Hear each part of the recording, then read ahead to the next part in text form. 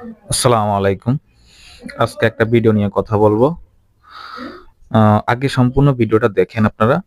দেখার পরে এটা নিয়ে কথা বলবো। আর আপনাদের যদি কোনো মন্তব্য থাকে তাহলে কমেন্ট বক্সে কমেন্ট করে জানাবেন প্লিজ। বঙ্গবন্ধু তিনি ছিলেন ইরাকের একজন আল্লাহর ওলির বংশধর, এবং আমি অনেকের কাছ থেকে শুনেছি আল্লাহু আলাম তিনি গাউসে পাকের বংশধর বা গাউসে পাকের কাছের খুব লোকের বংশধর। তিনি একজন বড় আল্লাহর ওলির বংশধর হলো বঙ্গবন্ধু শেখ মুজিবুর রহমান। তো ওলি আল্লাহর বংশধর আমরা এখনো দেখি। বর্তমানে যিনি মাননীয় প্রধানমন্ত্রী তিনি কিন্তু তাসাউফপন্থী, এটা আপনারা জানেন কিনা আমি জানি না। তবে তিনি তো তরিকত তাসাউফ, ওলি আল্লাহ পীর বুজুর্গ তাদেরকে মান। আশা করে সবাই পুরো ভিডিওটা দেখছেন। তো এখন আলাউদ্দিন জিহাদিকে নিয়ে কিছু কথা বলবো। উনি বলছে বঙ্গবন্ধু শেখ মুজিবুর রহমান ইরাকের একজন আল্লাহর ওলির বংশধর ছিলেন। উনি বহু জায়গায় পাইছেন বা বহু জায়গায় দেখছেন। আল্লাহর ওলির বংশধর না হলো আল্লাহর ওলির বংশধরের কাছের কোনো বংশের বা কাছের মানুষ হবেন, এরকম কিছুই বলছে।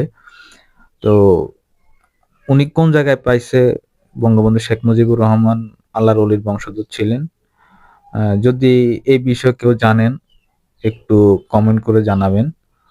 আর ভিডিওর শেষের দিকে একটা কথা বলছে আমাদের মাননীয় প্রধানমন্ত্রী শেখ হাসিনা, উনি নাকি মাজাবপন্থী, উনি মাজাব অনুসরণ করেন। এখন একজন মাজাবপন্থী মানুষের মন মানসিকতা এত নিচু হতে পারে বা এরকম হতে পারে সেটা আমার জানা ছিল না। আলাউদ্দিন জিহাদির কথাই বলতেছি বা আলাউদ্দিন জিহাদির গ্রুপে যারা আছে ওনাদের সবার কথাই বলতেছি। ওনাদেরকে মানুষ বলে ওনারা নাকি জিলাপিখোর বা সিন্নি সিন্নি হুজুর বলে। তো কোন কারণে বলে এই ভিডিওটা তার প্রমাণ। আর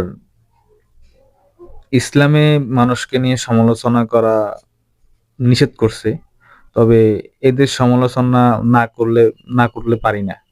কারণ এরা এমন এমন কথা বলে না করলে ভালো লাগে না সমালোচনা।